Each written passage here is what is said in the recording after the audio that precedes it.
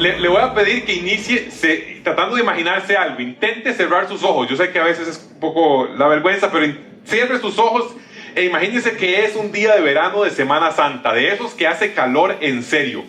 Usted acaba de correr 1 o 2 kilómetros y en ese momento usted siente mucha sed. Usted está en el Parque de la Sabana y se da cuenta de que no trajo botella de agua. No trajo botella de agua. Y entonces no tiene cómo tomar agua, no tiene de dónde. Usted busca algún espacio y resulta que en la sabana hicieron una fuente de agua.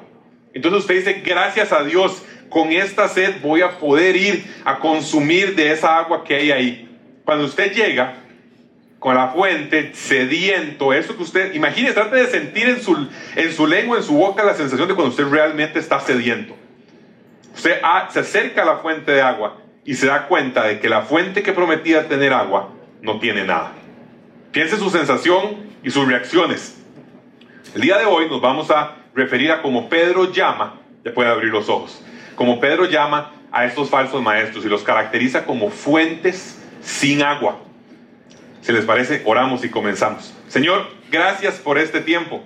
Gracias porque nos permites estar acá y te pedimos que la exposición de tu palabra y la lectura de la realidad cultural en la que nos encontramos sea fidedigna, Señor, sea clara y sobre todo que tu Espíritu Santo esté en nosotros y esté transformando, Señor, y permitiéndonos estar dispuestos para escuchar de estos temas. En el nombre de Jesús oramos. Amén y amén.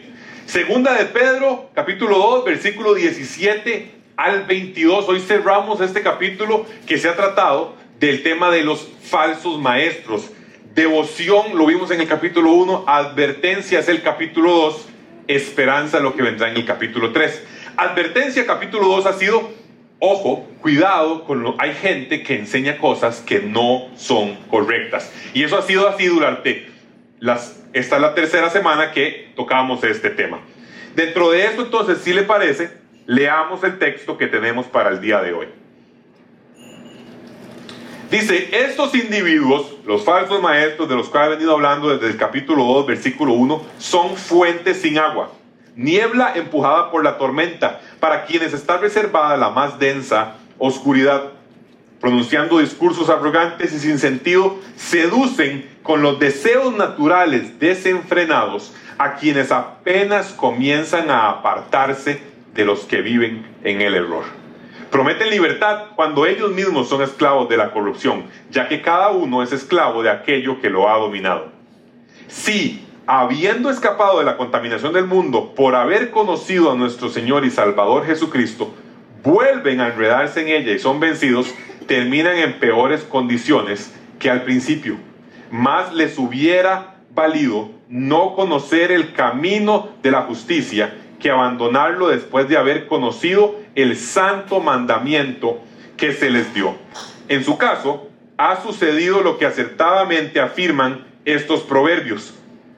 El perro vuelve a su vómito y la puerca lavada a revolcarse en el lodo. Les recuerdo que si usted sigue a Comunidad Nexo en la aplicación de la Biblia, el app de YouVersion, usted puede seguir el esquema que estamos presentando para el día de hoy. Lo recomiendo hacerlo porque vamos a ver un par de puntos importantes. El primero, como dice el esquema que manejamos, es más les hubiera valido. Pedro está hablando acerca de estos falsos maestros y la semana pasada vimos que Pedro no se dejó nada. O sea, realmente comenzó a decir todo lo que tenía en la bolsa respecto de esta gente. Los llamó que eran engañadores, los llamó que eran personas a quienes básicamente no valía la pena seguir, y describió cuáles eran sus actitudes, sus acciones y sus anhelos. Hoy cierra con una serie como de caracterización respecto de estas personas y toma el punto de más les hubiera valido en el versículo 21. Ahora usted dice, ¿por qué no comenzamos con el inicial? Hoy vamos a hacer algo un poco diferente de lo usual. Vamos a comenzar con el versículo 20 y vamos a después avanzar por los versículos 18 y 19 y ya usted va a ver por qué lo estamos haciendo así. Habiendo escapado de la contaminación, vuelven a caer en ella. Quedan peor que antes. Esa es la idea básica de este bloque que se llama más les hubiera valido. En más les hubiera valido, la idea que estamos presentando es que hay personas que conocieron el camino y luego se apartaron de él. Y hay una serie de preguntas que tenemos que hacernos respecto de estos temas. La primera es: ¿de qué tipo de personas estamos hablando? ¿Quiénes son las personas que conocieron el camino, como dice el versículo 20 y el 21, y después terminaron apartándose de él? Y además, la otra consulta que nos vamos a hacer en esta parte es: ¿cómo calza la idea de abandonar el camino con la enseñanza que tuvimos en Primera de Pedro, que decía que los cristianos podemos tener certeza de salvación? ¿Acaso no se están contradiciendo ambos elementos? ¿No hay así entonces una tensión entre las dos enseñanzas, en este caso de un mismo autor del texto bíblico? Es bueno que como comunidad nos acostumbremos a no ignorar esto que se llaman tensiones, que no demos respuestas fáciles de no, pero es que todo bien, sino que seamos capaces de profundizar y decir: parece haber una contradicción, hay una tensión como un cable jalado, y cómo logramos entender las dos enseñanzas para que tengan sentido. Voy a hacer la propuesta de que lo que Pedro está enseñando se trata de estos falsos maestros que fueron parte de congregaciones, pero que nunca realmente hubo en ellos vida espiritual genuina. Las personas, lo veíamos en Pedro capítulo 1, versículo 1, si usted lo tiene por ahí, del 1 al 3, dice que bendito Dios que nos ha hecho nacer de nuevo mediante la resurrección, para que tengamos una esperanza viva y recibamos una herencia que no se puede destruir. Y ojo lo que dice el versículo 5: a estas personas que recibieron esto, el poder de Dios los protege mediante la fe, hasta que llegue la salvación que se ha de revelar en los últimos tiempos. Romanos 8 dice que aquellos que conoció los justificó, y a los que justificó los glorificó. También dice que ¿qué podrá separarnos del amor de Dios? ¿Qué podrá hacer que estemos entonces, una vez habiendo sido tomados por Él, qué podrá hacer que nos separemos? Y la pregunta es entonces: ¿cómo puede ser que esto sea verdadero, que el cristiano no tenga que estar todos los días levantándose a preguntarse si hoy será el día en el que pierde su salvación y cae de la gracia, como dice la enseñanza católica, sino que pueda decir con certeza: yo tengo claridad y certeza de que el Señor, una vez puesto vida espiritual en mí, no me dejará hasta el día de Cristo? ¿Cómo puede ser que entonces que estas personas hayan conocido al Señor y se hayan apartado, hayan abandonado el camino? La clave simplemente está en que la enseñanza claramente se refiere a personas que hicieron algo que usualmente identificamos como ser cristiano y no necesariamente lo es. Eran parte de una congregación, asistían los domingos a una iglesia, es más, con posibilidad, y enseñaban, sabemos porque son falsos maestros. Pero esto no quiere decir que toda persona que forma parte de una congregación cristiana es cristiano. No quiere decir que porque usted se sienta un domingo en una banca, usted tiene vida espiritual genuina en usted. No quiere decir que porque yo sea maestro y haya sido puesto en lugar de posición de enseñanza, necesariamente eso significa, ni porque fuiste a la escuelita dominical cuando eras un niño, entonces ahí está. La realidad del nacido de nuevo, lo vimos en la serie de pecado, lo vimos en la serie del Espíritu Santo, viene por una obra espiritual que el Señor realiza.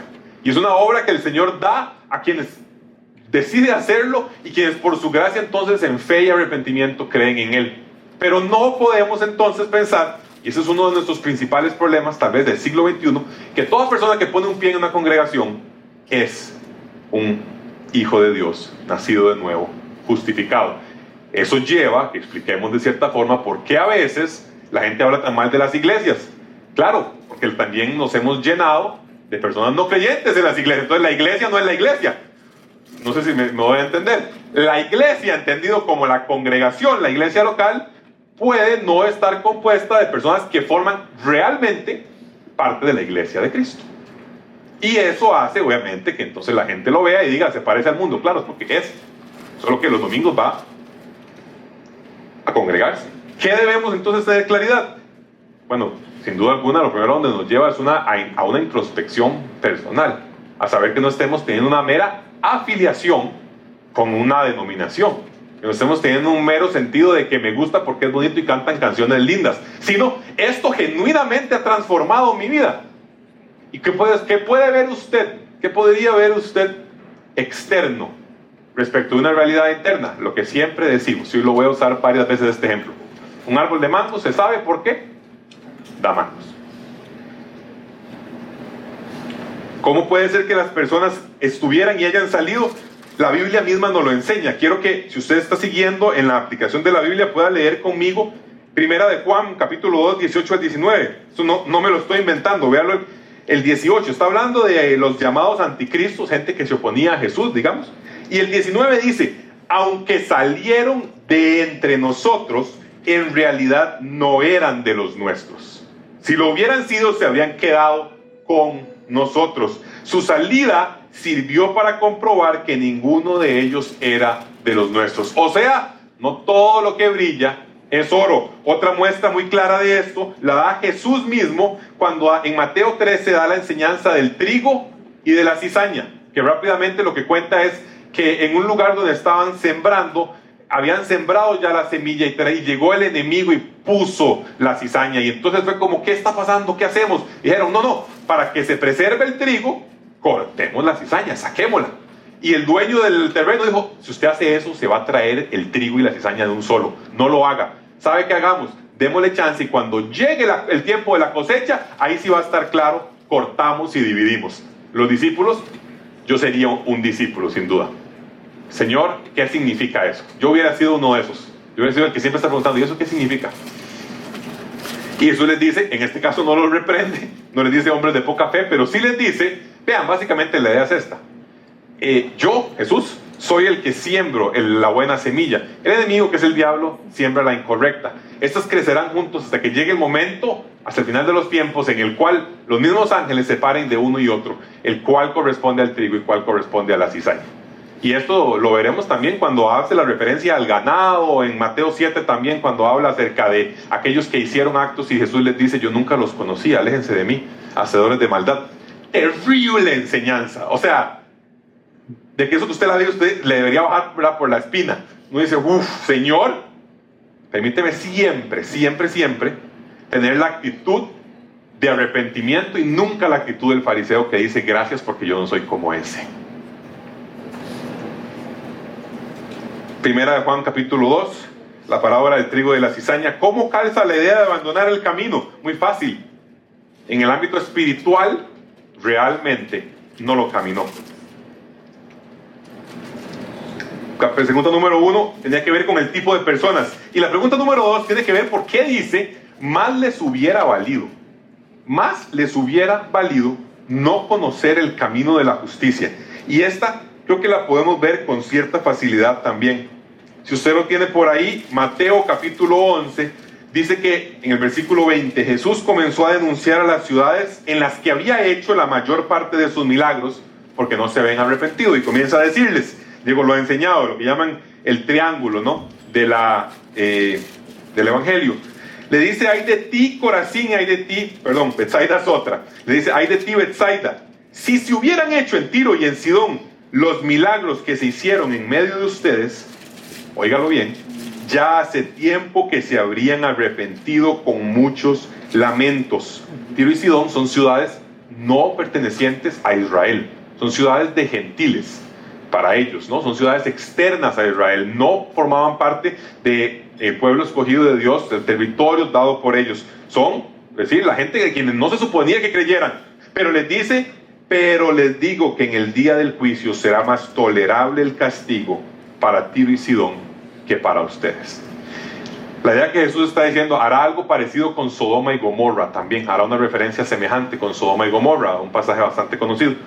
Y la idea es, si ahí hubieran hecho lo que ustedes vieron, si hubieran volcado, hubieran llorado y se hubieran dedicado, hubieran creído en mí, pero ustedes vieron más que ellos y no creyeron. Y les dice, y esta es la clave de por qué más les hubiera valido, les dice, ustedes conocieron más, ustedes supieron más, peor va a ser el día del juicio para ustedes.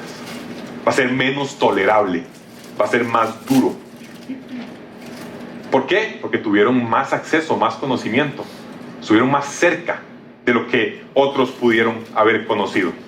Y esto, para nosotros en el siglo XXI, donde nos tiene que llevar de nuevo eso a una introspección y a un cuidado con cómo estamos escuchando la palabra de Dios. Porque la palabra de Dios puede surtir efecto para vida, pero también puede ser prueba contundente para muerte. La palabra de Dios predicada y enseñada, la realidad de Cristo, puede ser para personas en el día final la prueba de que tuvo acceso, tuvo conocimiento del Salvador y lo rechazó. Y ese día justamente sería condenado por haber rechazado al verdadero y único Señor. Más les hubiera valido, les dice Pedro en la segunda carta. ¿Por qué? Porque en el día final va a ser más difícil.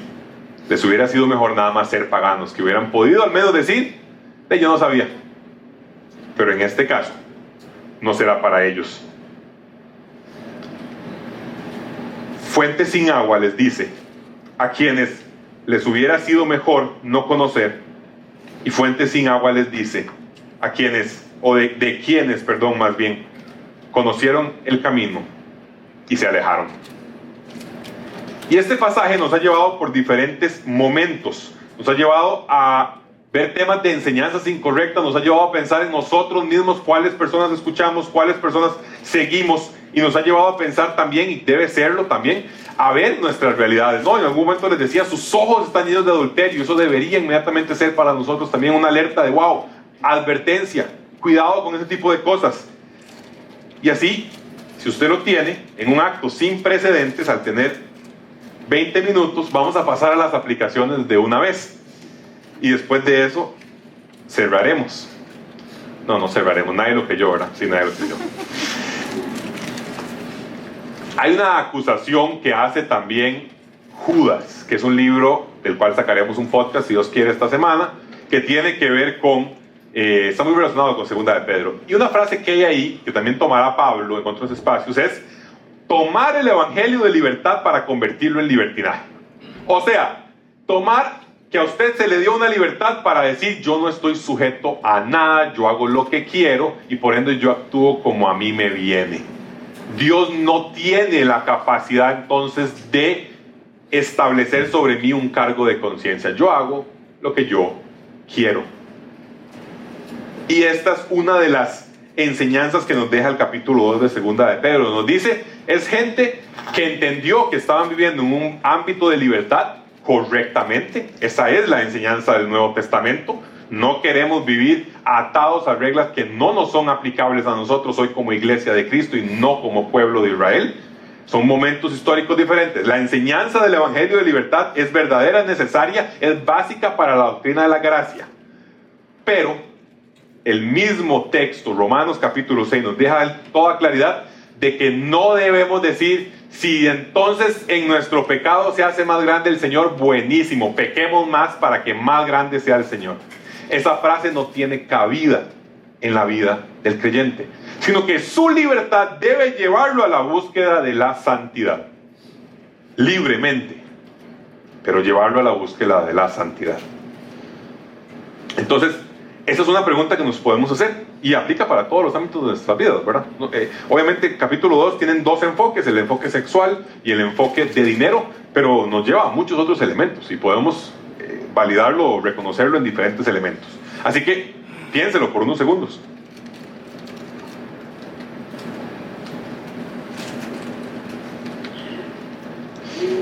Y la segunda pregunta, que es sencilla, pero a la vez sumamente complicada, es ¿de qué manera este capítulo 2 me ha servido de advertencia para mi vida personal en Cristo? O sea, ¿de qué manera yo mismo me he visto? Porque parece hablar de falsos maestros y el riesgo está en que pensemos que si yo no soy un maestro, entonces este capítulo 2 no iba para mí. Pero si hemos visto con claridad, el pasaje describe actitudes, describe acciones que todos somos capaces de llevar a cabo. ¿De qué manera el capítulo 2 me ha servido de advertencia para mi vida personal en Cristo? Tome un par de notitas si gusta. Ojalá pueda retomar capítulo 2 en algún momento.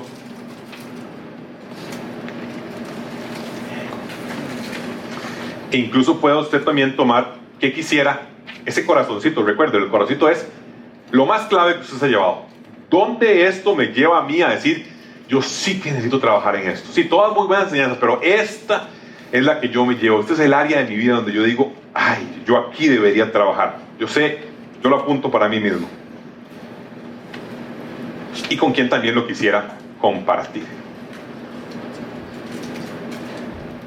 Dice también, tenemos un compartir en familia, que usted solamente hago la acotación para los que son padres, sus hijos hoy, recordemos, hoy y la semana pasada no están recibiendo el mismo pasaje que aquí arriba, solamente porque consideramos que no era lo más prudente. Hoy también lo van a ver a la luz de lo que estamos a punto de comentar. Pero ellos sí están viendo cómo mantenernos en el camino. Y a la luz de lo que vamos a ver hoy, ya usted lo verá en unos minutos, la pregunta útil es: ¿de qué forma puedo enseñar a mis hijos a amar la manera en la que Dios los creó? Bien. El texto, si usted lo tiene por ahí, ahora lo tenga presente, dice, en el versículo 17 lo llama fuentes sin agua. Y vamos a pasar a la segunda parte, que se llama un caso actual. Un caso actual es la segunda parte de la enseñanza de hoy. Dice el 18, voy a leerlo. Ojo lo que hacen estos falsos maestros. Dice: pronunciando discursos arrogantes y sin sentido, seducen con los deseos naturales desenfrenados a quienes apenas comienzan a apartarse de los que viven en el error. O sea, hay un grupo de gente que está como intentando apenas dar unos pasitos, y resulta que a eso les llegan unos falsos maestros que los seducen, o sea, que los engañan, que les ponen un anzuelo con carnada y les dicen, les hablan de deseos naturales desenfrenados. Estas personas que enseñan, ojo la técnica, prometen libertad cuando ellos mismos son esclavos de la corrupción, ya que cada uno es esclavo de aquello que lo ha dominado. Esta gente entonces lo que hace es, les predica: vengan, sean libres, vivan en la libertad tal vez incluso, si están dentro de la iglesia, la libertad que nos dio Cristo, vivan dentro de ella, pero resulta que los terminan poniendo en cadenas todavía más fuertes. O sea, la supuesta libertad no es una verdadera libertad. Quisiéramos hablar de un caso actual, la manifestación probablemente más clara en el siglo XX y siglo XXI de alguien que enseña a otros, usualmente que están apenas dando unos pasitos, acerca de una supuesta libertad, y la palabra libertad está en todo lado, y termina siendo nada más que cadenas todavía más fuertes. Antes de decirlo, voy a hacer un par de pies de página. El primero es el siguiente, y lo voy a explicar a lo largo de la exposición. Lo que estoy a punto de hacer no es un discurso político. No es un discurso político. ¿Qué quiere decir político? Quiere decir que de una forma u otra busca enfrentar las fuerzas de poder en la sociedad, el choque entre unos y otros, y proponerse a favor de uno de los elementos. No es político porque lo que vamos a hablar hoy no tiene que ver con política de mundo, tiene que ver con realidades que la Biblia enseña como algo que llamaríamos anterior a la política, cosas que existían antes de que la política existiera. Eso es lo primero. Y lo segundo es, ¿por qué hacer lo que vamos a estudiar hoy? Por dos razones. Una, porque el tema que vamos a conversar en la iglesia, y en general en la sociedad, pero en la iglesia hay muy poca claridad. Es como una mancha y no tenemos idea de qué está pasando. Y adicionalmente, para que podamos entender cómo podemos como iglesia tomar acción frente a un fenómeno que probablemente lo que más hemos hecho es cerrar los ojos y hacer como que nada está pasando. Si usted no lo ha descifrado, vamos a hablar acerca del así llamado movimiento LGBTQ+. Vamos a estar hablando acerca de un desarrollo cultural propio de nuestra sociedad que hoy está en nosotros, sin duda alguna. Ahora, antes de hacer ese tema, lo que me parece más esencial es que usted lo que va a escuchar de mí no es un rasgarse las vestiduras, porque Dios, ¿cómo has permitido? Eso no es lo que va a pasar hoy. La intención son dos preguntas. ¿cómo llegamos aquí? ¿Cuál es nuestra responsabilidad como iglesia? Esas son las dos preguntas que queremos hacer. ¿Cómo llegamos a este punto en el que la frase soy un hombre atrapado en el cuerpo de una mujer no solo tiene sentido, sino que está institucionalizada y es llevada a cabo, ejecutada sobre todos nosotros como una realidad que debemos creer? Algo que mi abuela, si usted se lo hubiera dicho cuando ella tenía mi edad, no hubiera ni siquiera logrado entender qué es lo que usted está diciendo. ¿Cómo es que en el paso de 2 generaciones esa frase pasó de ser una absoluta incoherencia a un acto, así llamado por algunos, de derechos civiles? ¿Qué pasó? ¿Cómo? O sea, ¿qué sucedió? Eso es lo que queremos ver hoy. Para que usted no vaya a entrar en la incorrecta idea de que yo soy capaz de producir todo el contenido teórico que vamos a ver hoy, voy a ser sincero y decirle que me estoy basando en este libro. Este libro se llama, lamentablemente solo está disponible en inglés, no se ha traducido al español, se llama Un Mundo Nuevo, Un Extraño Mundo Nuevo, o El Extraño Mundo Nuevo. Es una referencia a un libro que tal vez sea más conocido, que se llamó Un Mundo Feliz, el famoso Brave New World, que hablaba de cómo iba a ser el mundo al final. Y resulta ser que el mundo al final iba a ser que a todos nos iban a dar lo que queríamos y así el gobierno nos iba a controlar. Por medio de que nosotros satisfaciéramos nuestros placeres, todos íbamos a estar tan felices que así el gobierno nos iba a controlar, a través de la felicidad, ¿no? El autor de este libro, sin duda alguna, está jugando con esa dinámica y lo llama strange, que en español significa extraño. Entonces él cambia el feliz, un mundo feliz, por un mundo nuevo extraño. El mundo no fue lo que esperábamos que fuera, terminó y se hizo un poco extraño. Y eso creo que lo quiero resaltar a la luz de que muchas veces ni siquiera sabemos qué es lo que está pasando como iglesia, como personas, pero como iglesia. Estaba sentado antes de casarme, estaba sentado con mi hermano conversando de estos temas. Pasa mi papá, un señor de 59 años. Y dice mi papá pasa y dice, es que yo puedo entender muchas de esas cosas, pero eso de no binario, ¿qué significa eso? A mí en el momento yo dije, pucha, sí, sé que mi hermano pudo haber pensado viejo retrógrada, pero luego le di más cabeza y pensé, ¿será que mi papá es un viejo retrógrada y nada más no ha entendido? O sea, no se ha actualizado a la línea de nuestros tiempos. ¿O será que realmente hay algo genuinamente incoherente en este planteamiento que estamos presentando? Debemos profundizar en qué es lo que dice para poder entonces valorar y decir, ¿es coherente o es incoherente? Para eso entonces voy a comenzar con la pregunta de ¿cómo llegamos aquí? Esto pretende ser descriptivo, así son las cosas, o sea, es describir. No estoy diciendo que sea bueno ni malo lo que esta gente dijo, probablemente en muchos casos no estaría tan de acuerdo, pero es un tema de descripción. Así lo queremos presentar porque, como narrar un partido, nadie dice si están jugando bien o mal, nada más eso es lo que está pasando, ¿ok? Primera parte, descriptiva. Voy a poner una serie de chavalos que usted no tiene que conocerlos en pantalla, los que van a estar en pantalla. Usted no tiene que conocerlos, tal vez de algunos se acuerde de sus clases de la U o de sus clases de estudios sociales en la escuela, pero son personas, 4 personas que han moldeado la forma en la que pensamos hoy. 4 personas.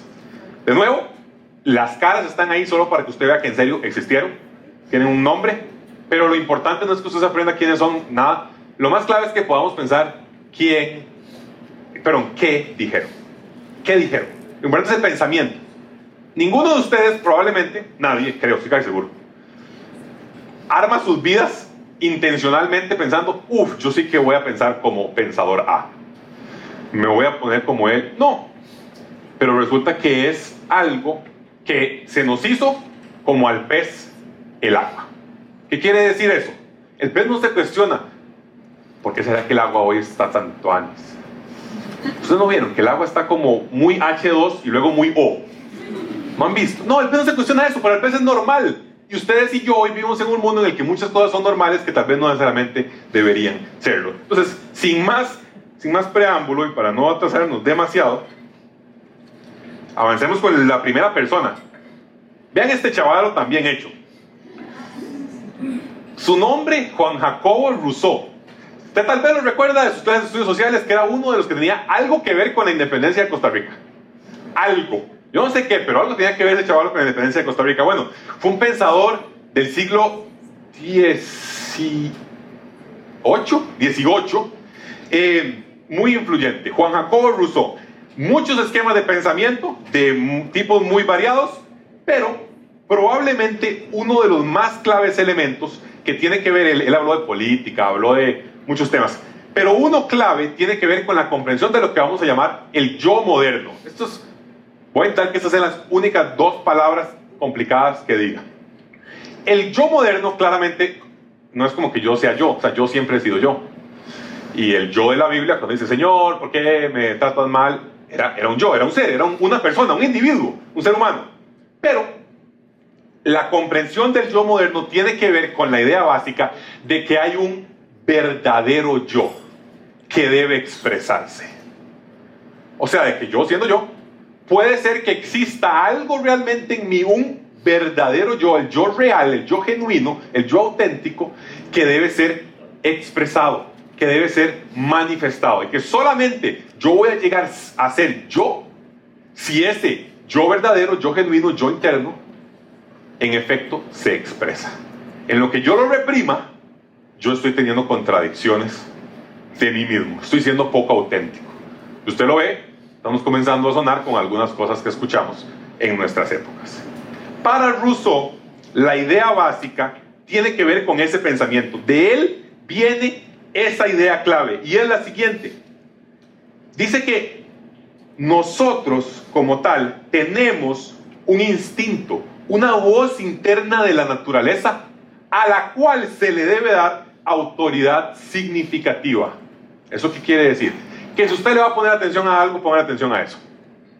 O sea, tiene relevancia, prevalencia. Si usted quiere poner atención a una cosa, la verdadera persona se encuentra escuchando su verdadero yo, escuchando su voz interna, y entonces esperando que el resto del mundo reconozca su voz interna, reconozca a su verdadero yo. Esa idea es de Rousseau. Esa idea tiene 3 siglos. Ahora, estoy seguro que Rousseau no estaba pensando en la realidad del siglo XXI, en la tercera década. Pero esa es precisamente la idea. Hoy estamos describiendo qué ideas han influido a lo que tenemos el día de hoy. Entonces, número uno, el yo moderno, entendido como esa voz interna a la cual yo debo darle, ojo, esto es clave, la mayor de las valideces y de las relevancias. Esto no significa negar emociones, negar que somos seres con emociones, negar que somos seres con una psicología. No podría hacerlo porque la Biblia lo muestra. La Biblia habla, Señor, estoy enojado, Señor, estoy triste, Señor, tengo miedo, Señor, estoy feliz. Somos seres con emociones, emocionales, pero, este planteamiento es decir, ese es el verdadero yo queriendo manifestarse. Yo tengo que a él darle todo para que avance. Punto número 1.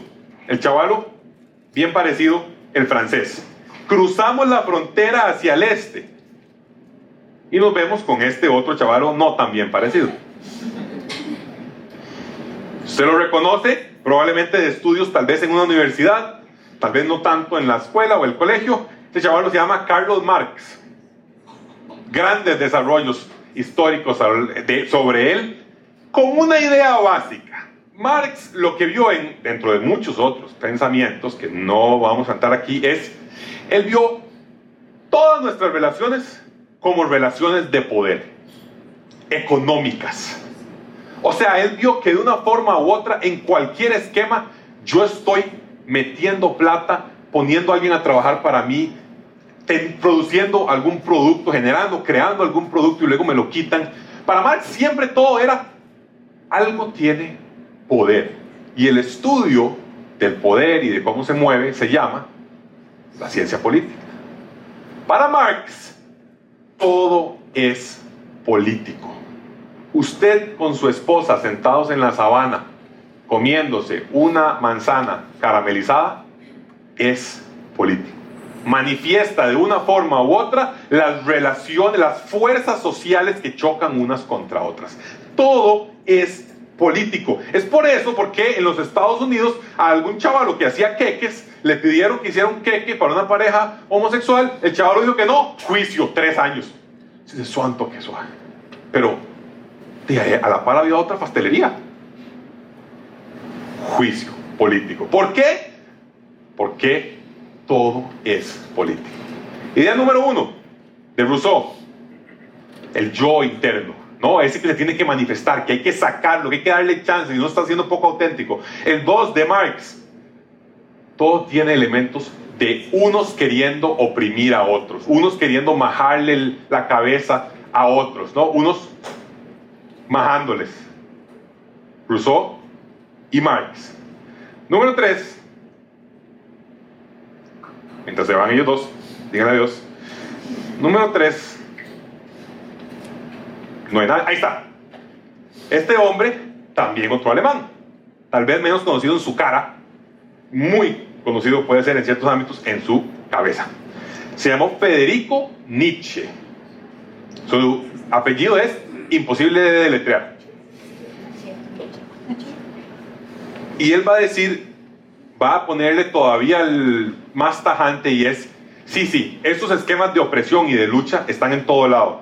¿Y sabe cuál es una manera también para poder utilizarlo? Esto también lo dijo Marx con su famosa frase, que la religión funciona como un opio, ¿verdad? Como un elemento para sentirnos bien, como un elemento terapéutico. Nietzsche dice: resulta que también la moral y la religión están hechas para que usted oprima a los demás. Son un arma de manipulación. Es una ficción inventada por un grupo para denigrar al otro. Y así entonces los códigos morales son manipuladores, y la forma de encontrar nuestra verdadera libertad es yendo en contra de ellos. Hay que destruir estos códigos morales, estas normas morales, estas ideas de qué hacer y qué no hacer. Eso es lo que hablamos de códigos morales. Un código moral simplemente es qué está bien y qué está mal, digamos, de esta forma, para ponerlo en términos muy sencillos. Ahora, Nietzsche le agrega un elemento adicional. Recuerde Rousseau, su yo interno. Recuerde a Marx, todo es lucha, todo es poder, todos son choques de unos contra otros. Luego llega Nietzsche y resulta que dice que esos yo modernos, esos yo que yo quiero encontrar, debo hacerlo, debo encontrarlo a partir de la creación propia, a partir de la creación artística personal, que entonces vaya en contra de las convenciones sociales o de lo que él llama moralidad del rebaño, que es la idea de que todos andamos como un rebaño, como un montón de ovejas que todos creen lo mismo, hacen lo mismo, piensan lo mismo, actúan igual. ¿Ok? Pero lo clave es esto: creación de su propio yo. Esa es la idea clave. Rousseau, mi yo interno. Marx, todo es político, todos son luchas, todos son choques. Nietzsche, la religión y la moral como manipulación, hay que ir en contra de esas vainas, hay que romperlos para encontrar nuestra libertad real. Y el yo lo creo. Y falta un chaval que es el señor Freud.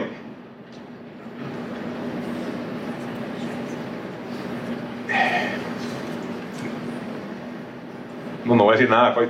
No, es que veo que tengo su atención y me alegro por eso. Freud va a traer la siguiente idea: si el yo moderno, si hay que crearlo,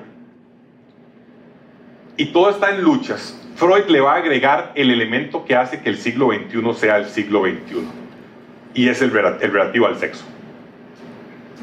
Por eso hoy la realidad que estamos viendo tiene que ver con sexualidad.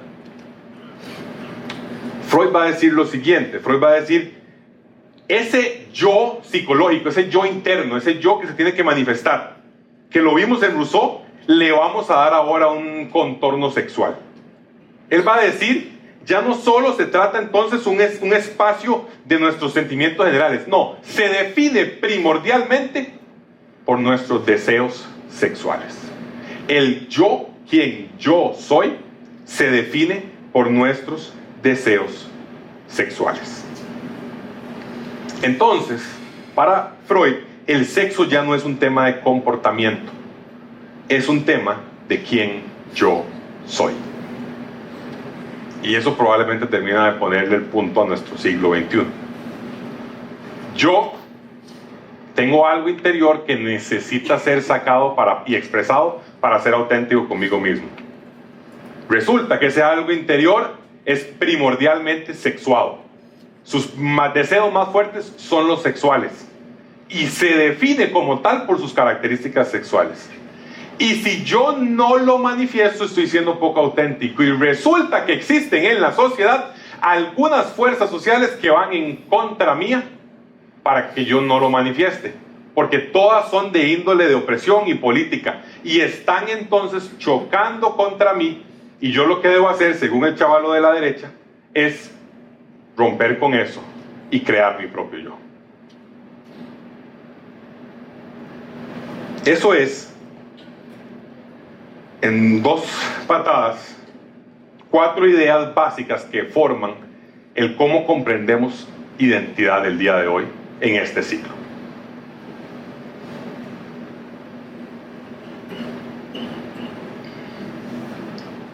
Le sumo un cuarto elemento.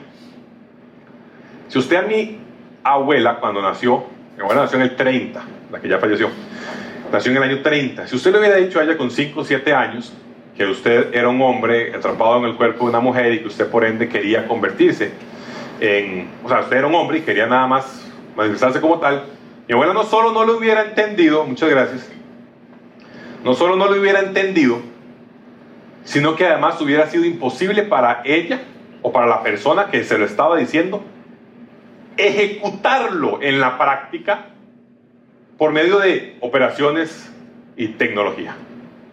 O sea, la persona que le estaba diciendo esto a mi abuela no hubiera podido decirle, vea, es que ya yo me operé. Y esto cambió entonces la forma, y que mi abuela diga, no, si mira, usted sí se parece a una mujer. ¿Qué vaciló? Hay un elemento que suma todos estos señores de pensamientos antiguos, y es el desarrollo de la tecnología a lo largo del último siglo. Si la realidad no nos permitiera querer hacer lo que nuestras ideas dicen, sería mucho más difícil vender la idea. Mucho más difícil. Es más difícil que alguien le crea a usted que usted es un hombre atrapado en el cuerpo de una mujer, o más bien, una mujer atrapada en el cuerpo de un hombre, perdón, cuando usted no se parece a una mujer. Es más difícil, cuesta más venderlo. La idea es un poco más complicada de ir a la calle y que se la crean.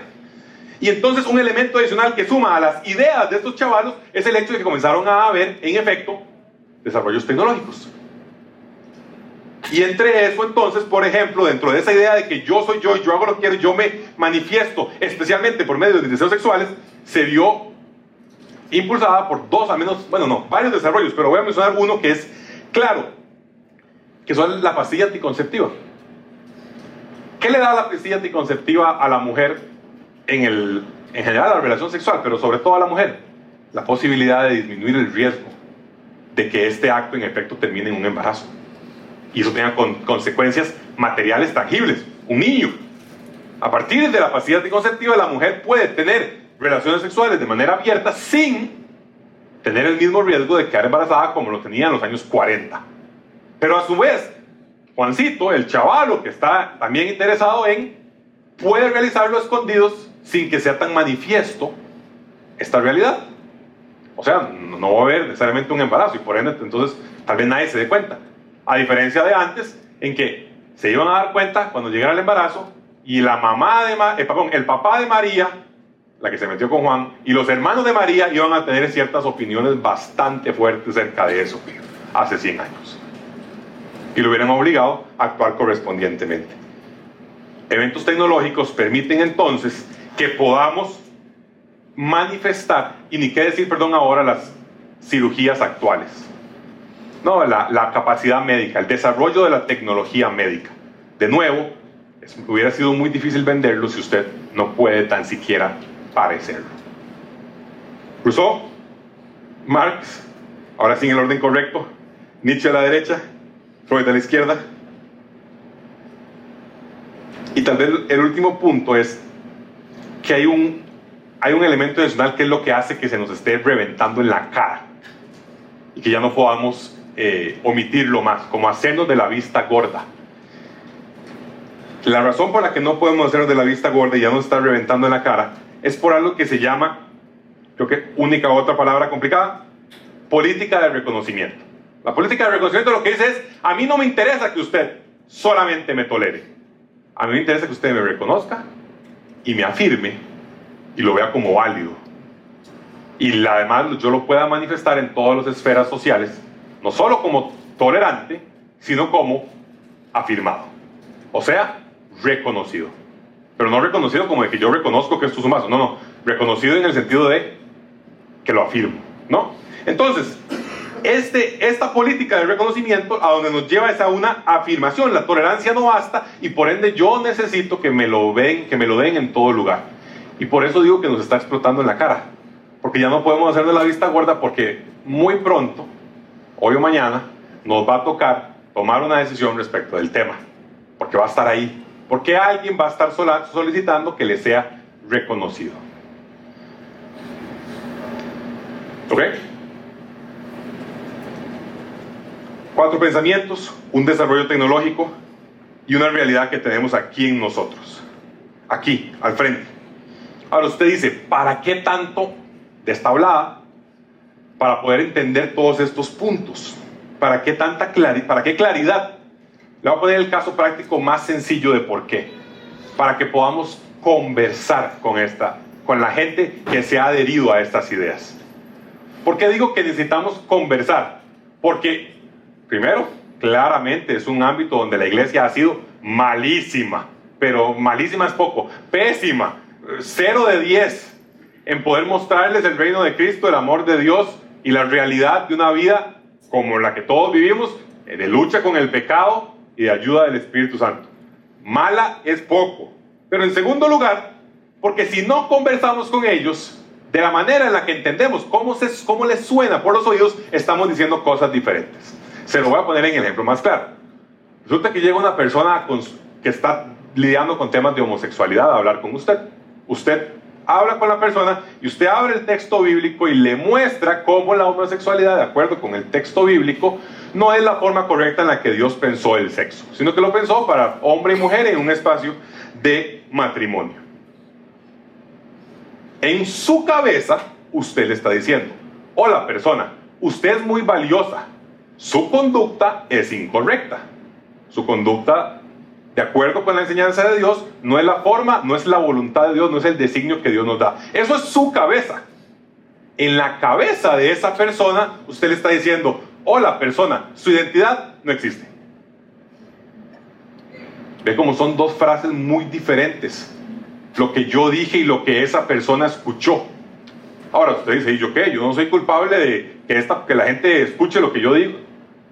Si usted quiere conversar con las personas, usted necesita poder hablar de la manera en la que lo entiendan. Pablo mismo dijo: sin comprometer el evangelio a los judíos, me hice judío y les hablé como judío.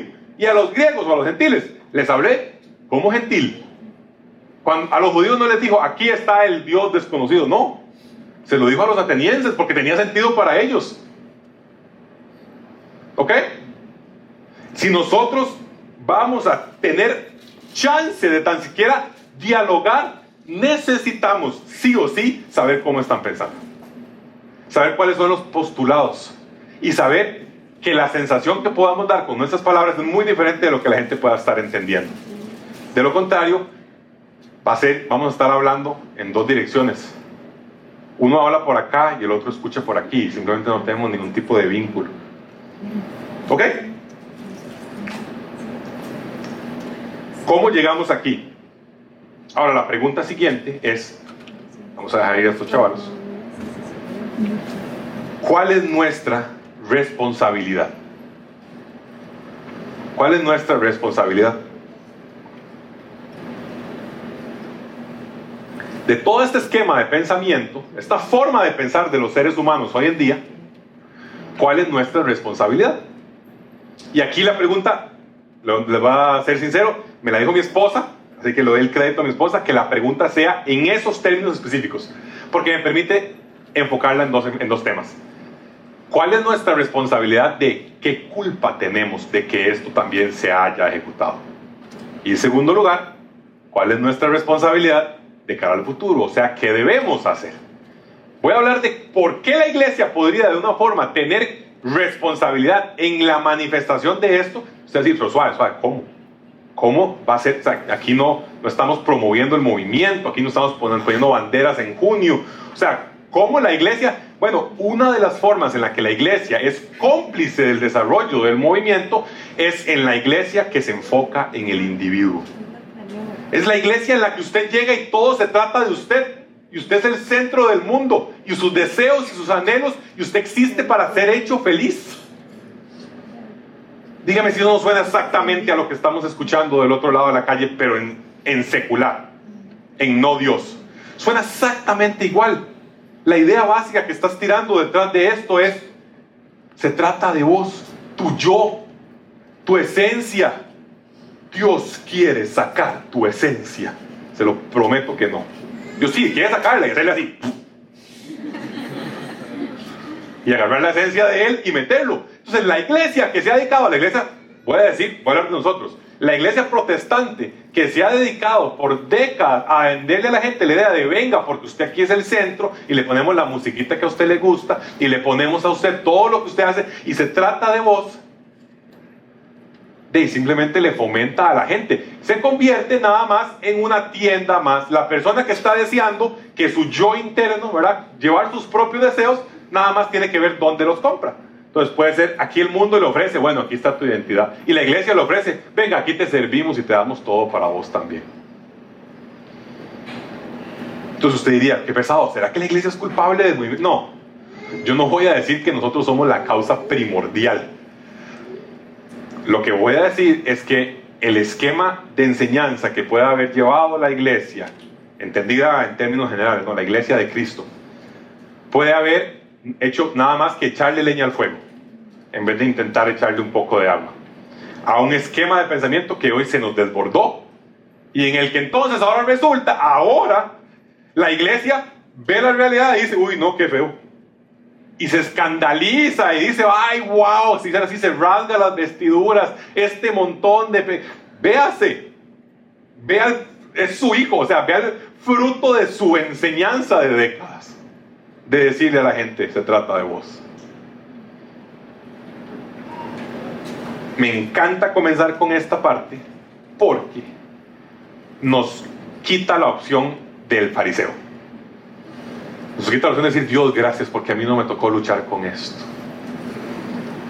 Nos la quita, porque nos obliga a decir, pucha, ¿será que también jugamos un rol? En la forma de pensar, de nuevo, estoy hablando de la forma de pensar. Y eso es lo que quise exponer con el punto 1. ¿Cómo llegamos aquí? Es una forma de entender el mundo, una forma de pensar. ¿Cuál es nuestra responsabilidad respecto del pasado? Entender que probablemente hemos tenido cierta complicidad. Segundo punto, presente y futuro. ¿Cuál es nuestra responsabilidad? Y lo digo por lo que mencionaba hace unos minutos. La iglesia entonces, ¿verdad?, hace todo lo que tiene que hacer, le echa más leña al fuego, luego lo ve y dice, uy, qué feo, ya no le gustó. Y entonces cuando vio que feo, ya no le gustó, se da la vuelta y dice, no, yo mejor, como dice el sticker, si cierro mis ojos no es real, ¿verdad? Si no lo veo, no existe. Este cosa que no me está gustando y son como temas sociales, y la iglesia lo pudo hacer por un rato con la L, la G y la B. Lo que se llama temas de, lo que él denomina este movimiento, orientación sexual. Cuando, hacia quién tenés un atractivo sexual. Ahí lo pudo hacer, pero luego le pusieron la T y se le acabó el chance. Porque el día de mañana su hijo y su hija puede ser que estén teniendo a alguien de del otro sexo, que la escuela los quiere meter en el mismo equipo de fútbol. Y su equipo de niñas al que usted iba a apoyar a su hija, ahora tiene 2 chiquitos o 2 adolescentes. Y el día de mañana van a campamento y usted jura y perjura que va a haber cuarto de niñas y resulta que hay un hombre biológico en ese espacio. Así funciona con los baños, los cuartos, los equipos, los deportes, las prisiones. Nuestra sociedad está armada en lo que mi papá entendía. hombres y mujeres. Y en lo que llegue alguien y me diga que yo biológicamente soy tal, pero en género soy otra cosa, el sistema se nos cae. Y la iglesia, que quería cerrar los ojitos, ya le tocó. Ya lo tiene en la cara, ya le explotó en la cara. Y ahora no le queda de otra. Tiene que saber, por lo menos, entender qué está pasando. Y tomar las acciones que correspondan. ¿Qué es la responsabilidad de la iglesia? ¿Qué hacemos como iglesia para tocar este punto? Para referirnos a este punto. ¿Qué hacemos como iglesia de Cristo para llegar ante el movimiento que está en todo lado? Que si usted en junio camina por las calles o abre su cuenta de LinkedIn, las empresas lo tienen en todos los colores. ¿Qué hacemos como iglesia? Lo que voy a decir probablemente no es lo que usted espera que yo diga. Algo normal podría ser: hacemos 10 marchas por Jesús. Caminamos por todo el Paseo Colón y declarando que Señor, eres Señor de esta tierra. O vamos y les pegamos con Biblias. ¿Verdad? Lo que voy a decir es interesante porque no toca esta realidad con un patazo de frente. Lo que debe hacer la iglesia es lo que la iglesia debió haber hecho siempre. Esa es la forma de combatir el tema. ¿Qué significa lo que debió haber hecho siempre? Pablo está en Éfeso con los efesios, los líderes de la iglesia de Éfeso, y les dice: ya me voy, todos están llorando, qué triste, no sé qué, ha pasado años con ellos. Y Pablo les dice: vea, yo me voy sin remordimientos porque yo hice una cosa con ustedes. Yo les enseñé el plan completo de Dios. Otras versiones dicen el propósito entero de Dios. Otras dicen el gran consejo de Dios. Lo que él está diciendo es: yo no solo les enseñé LGBT, no pasé 7 meses, todas las enseñanzas, semana tras otra, diciendo hablemos de este tema y aquí y allá. No, yo les enseñé lo que Dios enseña acerca de ser persona. Les enseñé qué implica la enseñanza bíblica de que somos hechos a imagen y semejanza. Les enseñé qué es ser un hombre de acuerdo con la Biblia y qué es ser una mujer de acuerdo con la Biblia. Enfaticé en la identidad como un elemento clave para los seres humanos en un momento de vida en el que la sociedad no encuentra raíces para sentir identidad. Lo que Pablo estaba diciendo es: yo les enseñé lo que me fue dado, el consejo de Dios, la enseñanza de Dios. Y eso es lo que la iglesia tiene que hacer. No es parar todo lo que estamos haciendo y porque vimos un video de que la cosa se está poniendo fea, entonces de ahora en adelante, mátenlo porque ya urgente, 1 año entero, todas las semanas de este tema. Lo que la iglesia debe hacer es consecuente, coherente y de manera constante enseñar lo que Dios enseña respecto de la Biblia, el hombre, la mujer, la identidad, las relaciones sexuales, la realidad, el apego, etcétera, etcétera, etcétera. Ahora, eso no significa que no pueda haber una enseñanza como la de hoy. Sé que tenemos varias personas que vienen por primera vez. Espero que usted no piense que esto es lo que hacemos todos los domingos. En 2 años y medio, esta es la primera vez que tocamos el tema de manera directa y con un tiempo de 20, 25, 30 minutos. La primera vez en 2 años y medio. ¿Por qué? Porque hay cosas más relevantes. Porque cuando empezamos Nexo y fue este mismo salón, empezamos a reunirnos, no dijimos comencemos con este tema que es urgente, LGBT. No, ¿con qué comenzamos la primera enseñanza? ¿Cuál es el mensaje de buenas nuevas de Cristo? Ese fue el primer mensaje. Y por 2 años hemos estado tratando de generar pensamiento que va mucho más allá. Porque sabe, el que está en este movimiento, sea porque lo promueve o porque lo ha aceptado, requiere del mensaje del evangelio tanto como usted y como yo. Todos los días de su vida. Es un pecador, sí, yo también. Y por ende, fuera de la gracia de Dios, me era imposible conocerlo.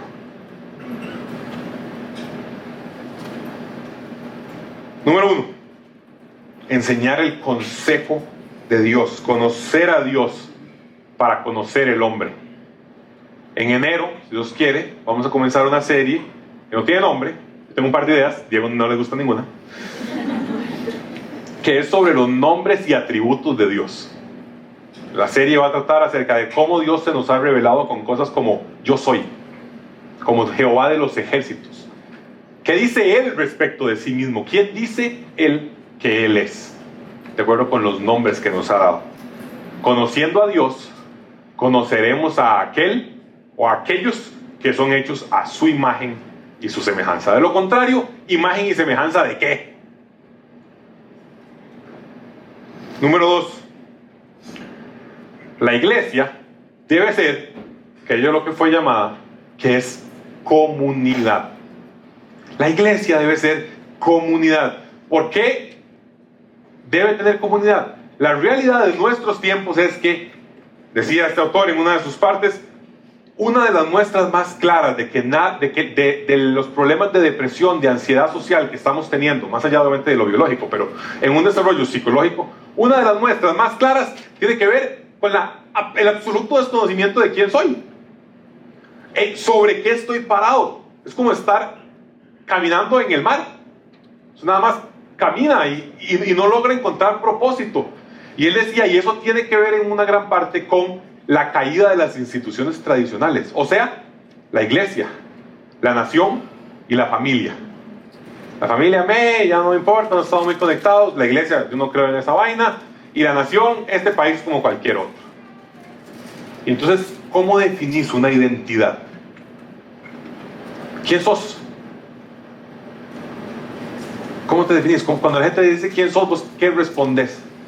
La iglesia debe presentar comunidad. Y es por eso que es clave que nos veamos las caras, que estemos presentes, que comamos los martes o los jueves. Sobre todo comer es esencial, lo decía Jesús. Bueno, no lo decía, pero lo hacía, entonces hagámoslo igual que Él.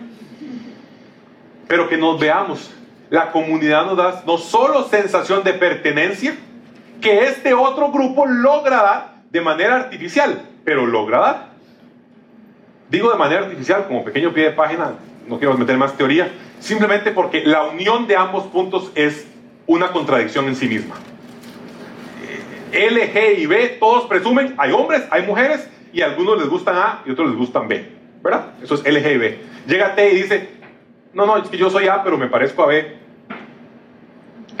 La T que está rompiendo con los esquemas básicos que la L, la G y la B requerían. Por eso digo, algunos lo han llamado un matrimonio por conveniencia.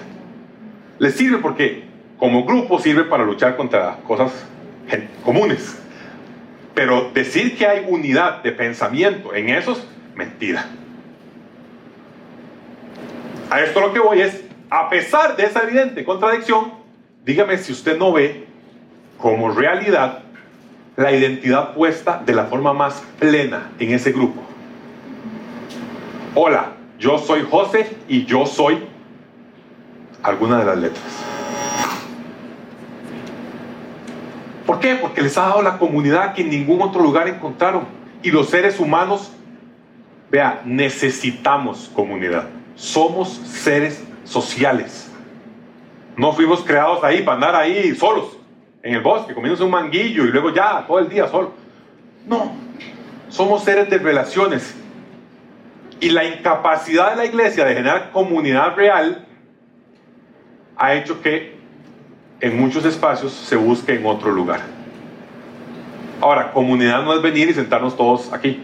Claramente la exposición de la palabra de Dios es un momento clave que hacemos como comunidad, pero comunidad es mucho más que eso. La comunidad requiere interacciones más intencionales. La comunidad requiere que yo conozca a alguien más que lo que conozco a Jorge porque está sentado ahí al frente.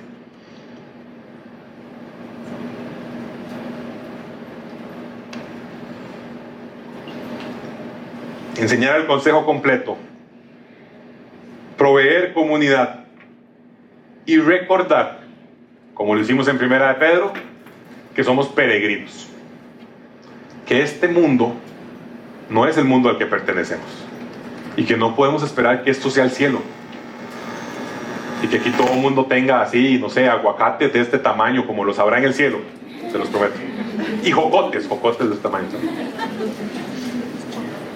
No podemos, es una broma por si acaso. La Biblia no dice nada de jocotes. Pero no podemos esperar que eso sea el cielo. Recuerde lo que decía: como extranjeros y peregrinos en este mundo. Ahora, ¿qué no hace un peregrino? ¿Qué no hace un peregrino? Un peregrino no va por el lugar donde está, donde lo han recibido, y dice, bola de idiotas, y se va. No, el peregrino no hace eso. El peregrino vive en el lugar donde está y trata de influenciarlo de la mejor manera que puede, entendiendo que ese no es su lugar final, que es un peregrino. En ningún momento usted no lo vio en esa enseñanza de color azulito con naranja, que dijéramos, el peregrino odia el lugar en el que está. El peregrino quiere que todos los que están en ese lugar se pierdan. El peregrino respeta las leyes del lugar donde está, en el tanto no contradigan la ley de Dios. Y el peregrino ama a las personas que tiene a su alrededor en el lugar en donde está. Peregrinos. Y adicionalmente, segunda de Pedro, capítulo 3. Esperanza.